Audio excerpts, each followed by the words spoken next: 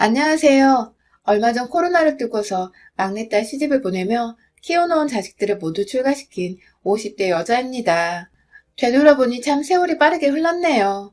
아둥바둥 아들 하나 딸 하나 낳고서 없는 살림의 애들만큼은 잘 키워보겠다고 치열하게도 살았던 지난 시간이 필름처럼 머릿속을 스쳐 지나갑니다. 너무 어릴 적에 시집을 와서 보니 상식 밖으로 교양이 없고 드센 시댁 식구들 때문에 정말 매일 밤을 울면서 혼자 밤을 지새웠던 것 같아요. 그렇게 우울하고 못된 소리에 상처받는 저 자신이 한심해 죽겠는 와중에 절 보며 덩달아 속상하다 보채는 아이들이 눈에 밟혀 저같이 살지 말라고 죽기 살기로 아이들 뒷바라지를 했습니다. 저 입고 싶은 옷 한 벌을 못 사더라도 애들 또래 친구들이 다니는 학원은 뒤처지지 않도록 빠짐없이 보냈고, 입고 싶거나 먹고 싶은 거 있으면 제가 몇 개를 굽는 한이 있더라도 애들 용돈을 더 쥐어줬어요.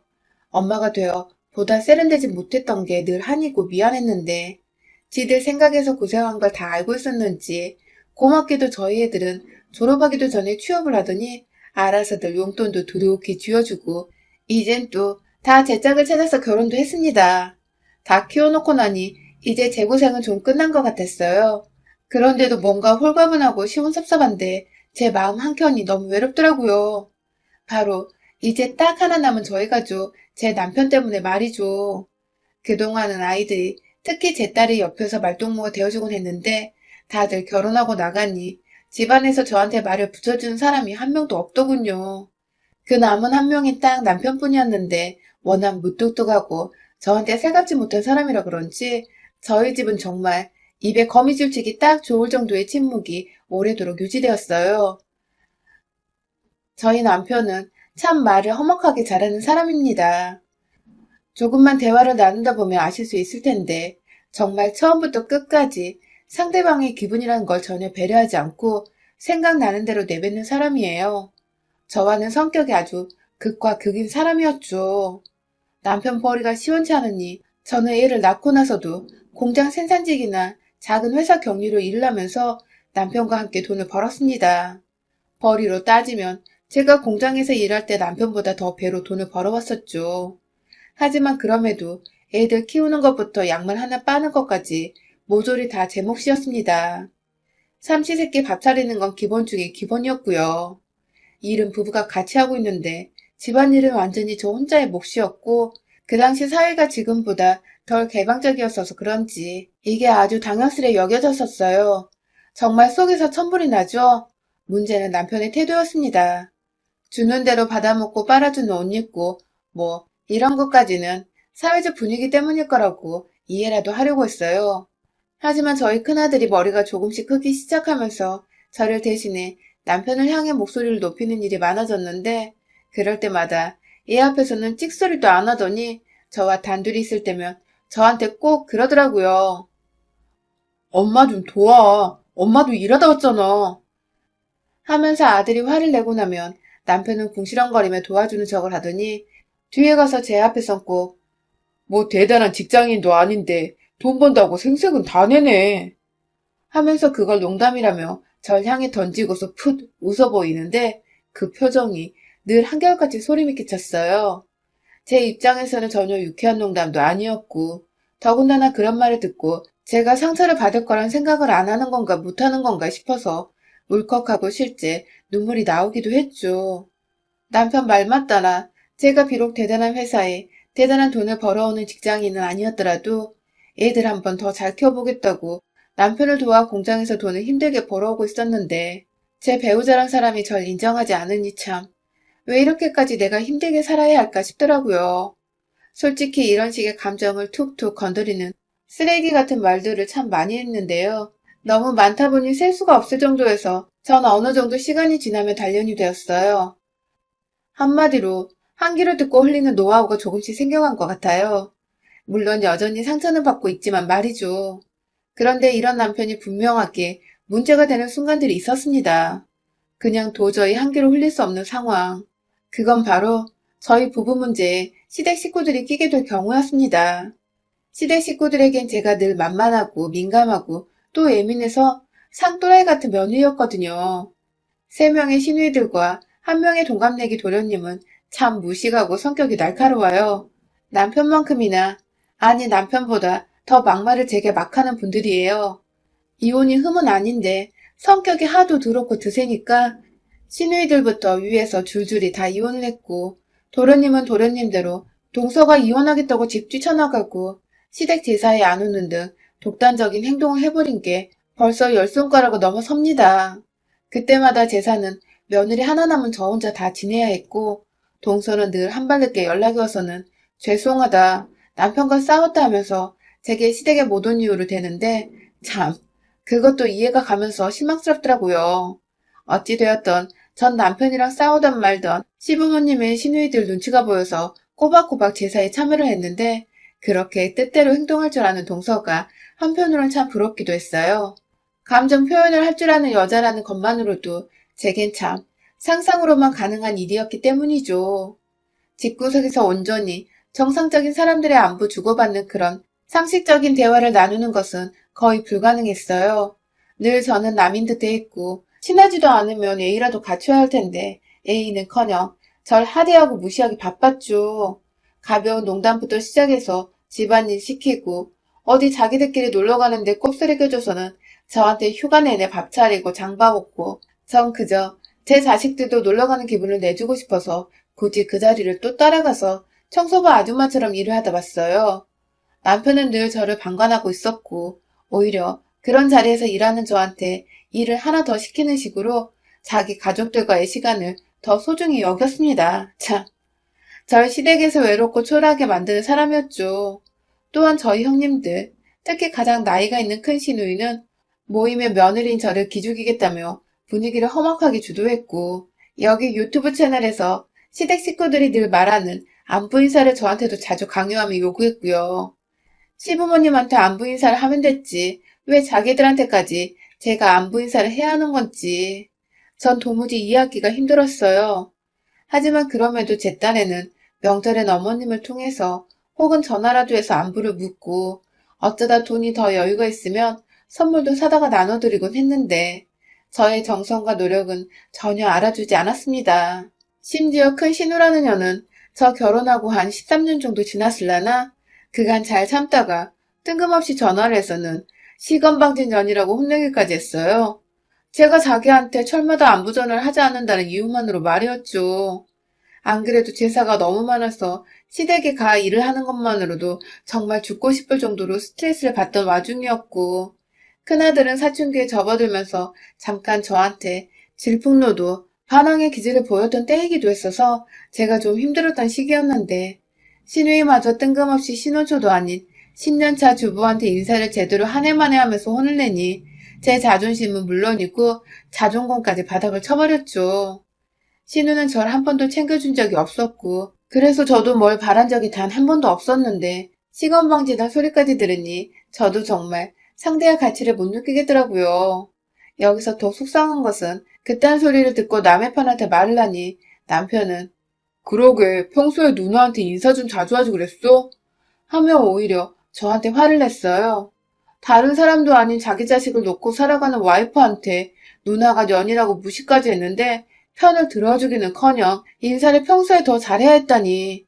아무도 제 편을 들어주지 않으니 저는 더욱 혼자서 마음을 꽁꽁 숨기는 버릇이 생겨버렸어요.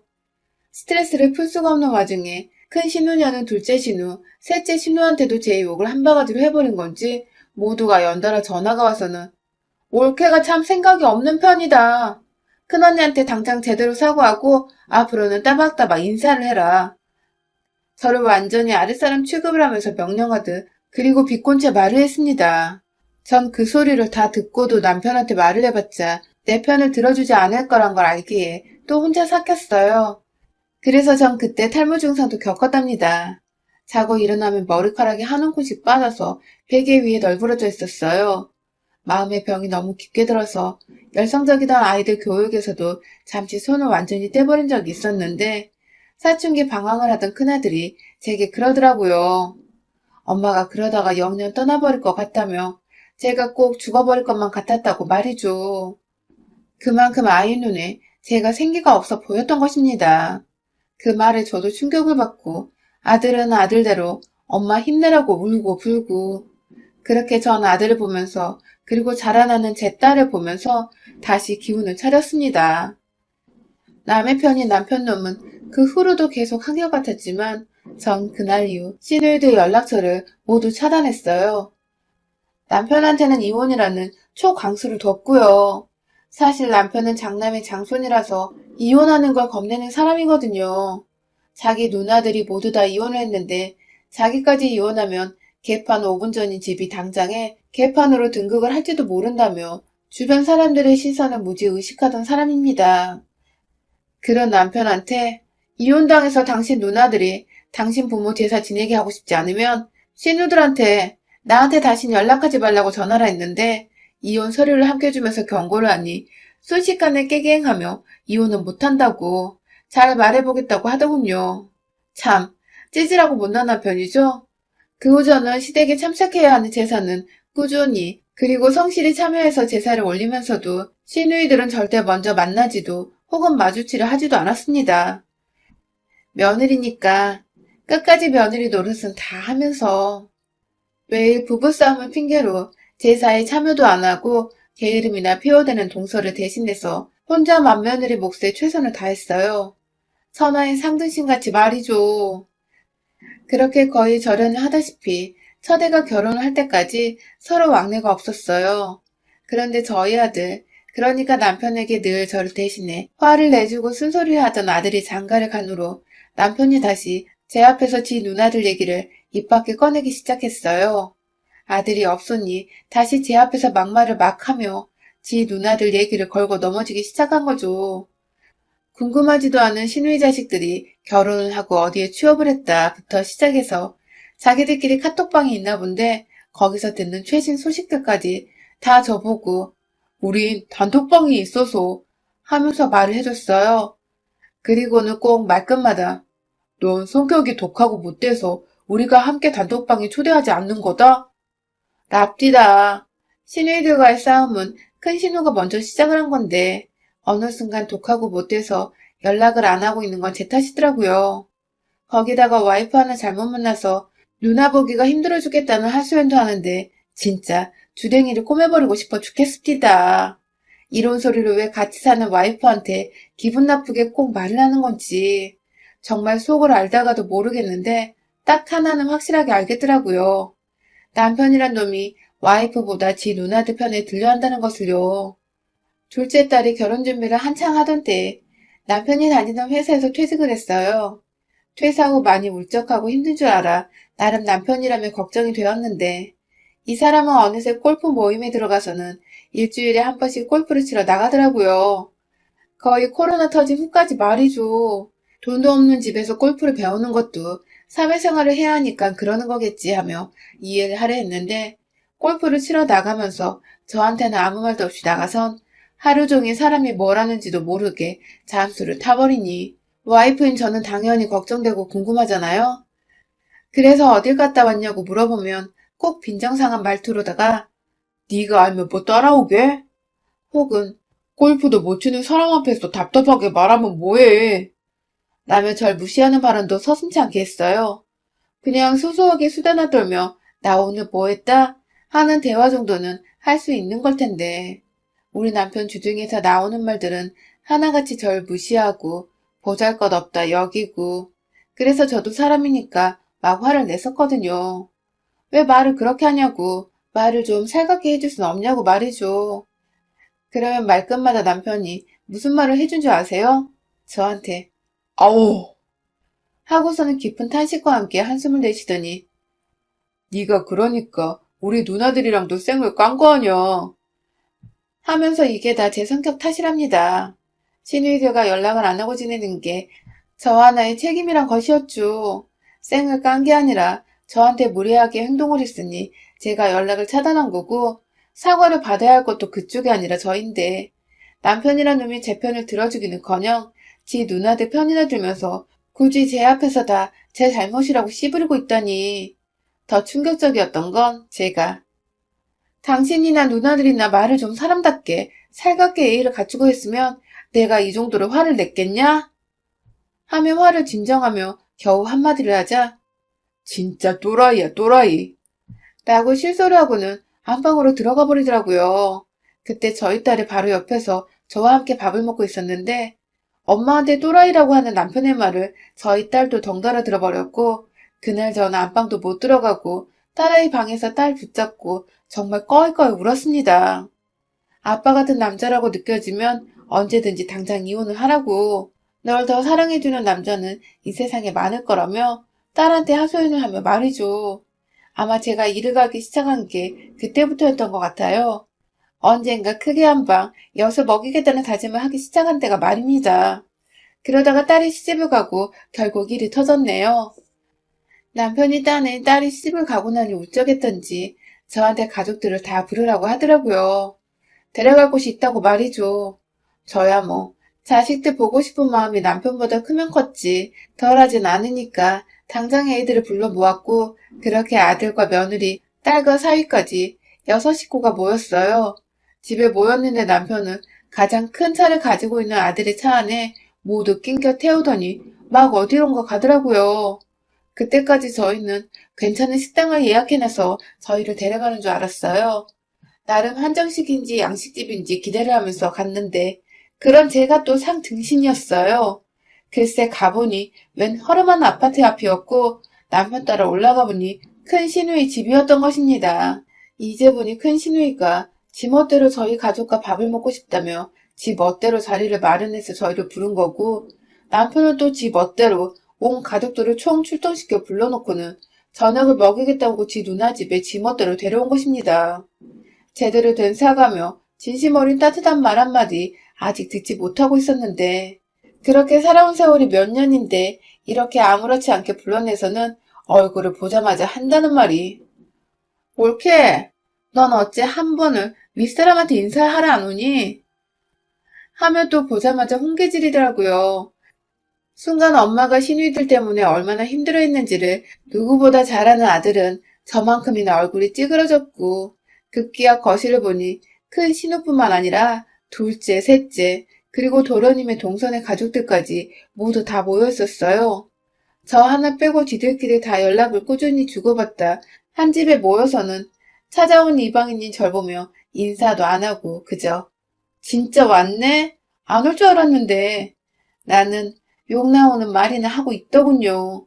그간 며느리라고 제사며 시부모님 생신이며 할돌이랑 도리는 제가 다 했는데 그저 비율을 잘 맞춰준다며 매번 제사에도 안 오고 돈 한 푼 안 드리고 시부모님 생신을 지나치는 동서는 시누이들 이쁨이란 이쁨은 다 받고 있고 옆에서 도련님은 또 눈치 없게 형수님 여자가 그렇게 드세면 못 써요.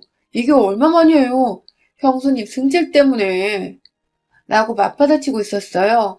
착하게 살려고는 안 했지만 지켜야 할 도리는 지키며 살자는 주의였는데 시누이나 도련님 동서를 보니 제가 헛살았다는 생각을 도저히 제 머릿속에서 지울 수 없었습니다.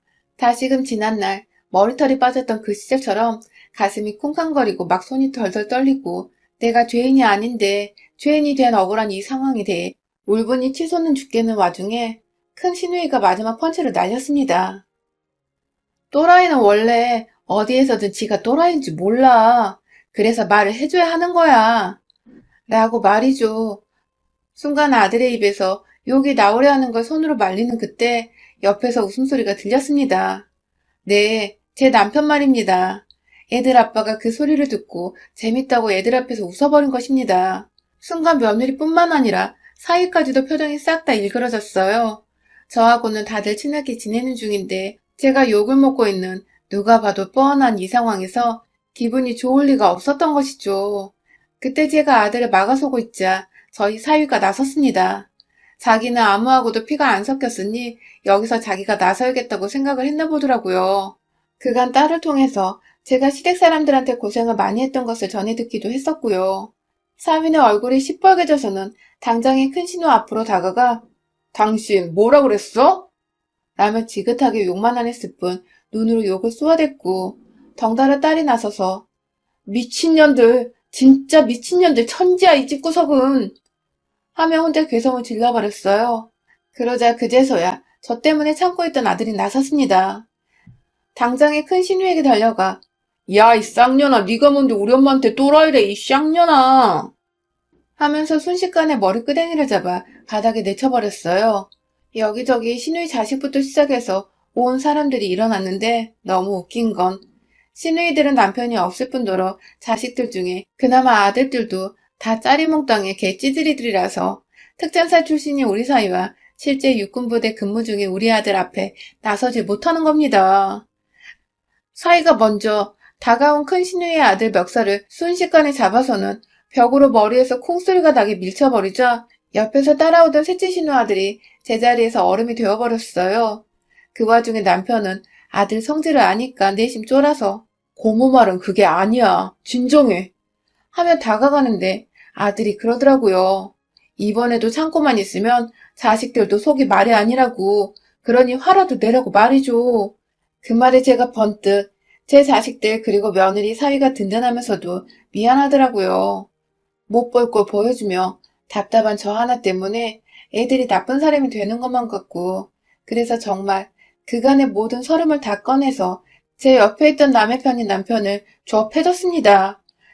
진짜 이 새끼 반 죽여놓고 오늘 이혼이고 뭐고 결판을 내야겠다며 자식들 다 크고 시집 장가간 마당에 남편이고 뭐고 쓸모없으니 남보다 못하다며 큰 시누이가 지 동생들 준다고 차려놓은 밥상도 다 엎어버렸고 그 와중에 가운데 끓여 먹겠다고 올려둔 식은 샤브샤브 국물을 좁은 거실에 다닥다닥 모여있던 시댁 식구들한테 돌림방처럼 냄비를 들이부었어요.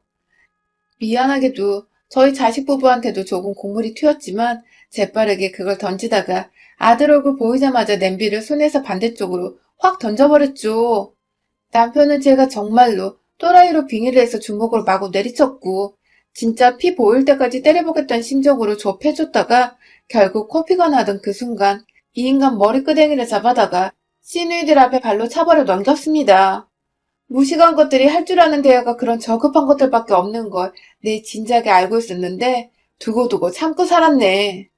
하며 손을 탈탈 털고는 자식 부부들 데리고 그 집을 나왔어요. 나오면서 남편한테는 집은 집 밖에 둘 테니 찾아가란 말을 했고요. 그날 우리끼리 만나게 소고기로 저녁을 먹고는 저는 다음날 곧장 이혼 소리를 떼고서 도장까지 찍어 집 밖에 둔 남편 짐 위에 올려뒀어요. 그 집은 어차피 남편 명이지만 그래봤자 1억 조금 넘는 집이었고 이혼의 유책 사유에는 제가 부부 생활을 할 수 없을 정도로 시누이한테 스트레스를 받고 마음고생한 것이라 시누이들한테도 1대1로 이혼 사유 책임을 물어 위자료 소송을 해보려 한다며 돈은 자식들이 다 내주기로 했어서 지더라도 소송을 반드시 할 테니 소송 준비를 하라고 적어놓으니 처음에는 자기 누나와 자기가 맞았다고 이혼 소송은 오히려 자기들이 할 거라며 막 적반하장으로 나오다가 결국 저희 아들이 해결을 했죠.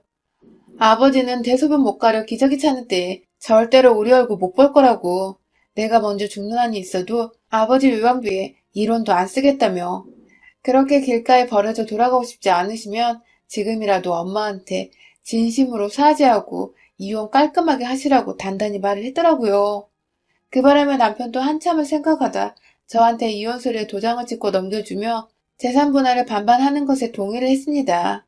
결국 그 돈이 자식한테 갈 거고 결국 또 그 돈이 우리 부부 나이 들면 애들이 보태야 할 유언비로 쓰일 텐데 깔끔하게 이혼하고 나이대로 외롭지 않고 싶다며 그간 자신이 저한테 소홀했던 것에 대해 미안했다고 사과를 하더라고요. 뭐 저야 그 말은 크게 개의치 않고 이혼한다고 신나서 그날 또 사위랑 며느리랑 온 가족 다 불러서는 만나게 소고기를 사 먹었고요. 참, 결국 이렇게 헤어질 거 왜 진작 이혼을 안 해서 더 마음고생을 했었나 싶지만 그래도 남편과 함께 고생하면서 돈을 벌어왔는데 위자료라도 재산의 절반을 받아서 너무 기분이 좋네요. 옆에 남의 편이 함께 안 산다고 생각하니 또 그렇게 편할 수가 없고요. 뭔가 저에게 자식들을 낳았던 때 이후로 또 새로운 삶이 시작되는 것 같아서 제 나이보다 마음이 더 젊어지고 편해진 것 같습니다. 내심 큰 시누이가 아들한테 사위한테 얻어맞을 때 한 대 같이 못 때려주고 온 게 좀 아쉽지만 뭐 엄마의 복수를 대신해준 우리 아들과 사위 든든한 두 아들이 곁에 있어서 전 절대 외롭지 않을 것 같아요. 여러분의 생각은 댓글로 남겨주세요. 오늘도 시청해주셔서 정말 감사합니다.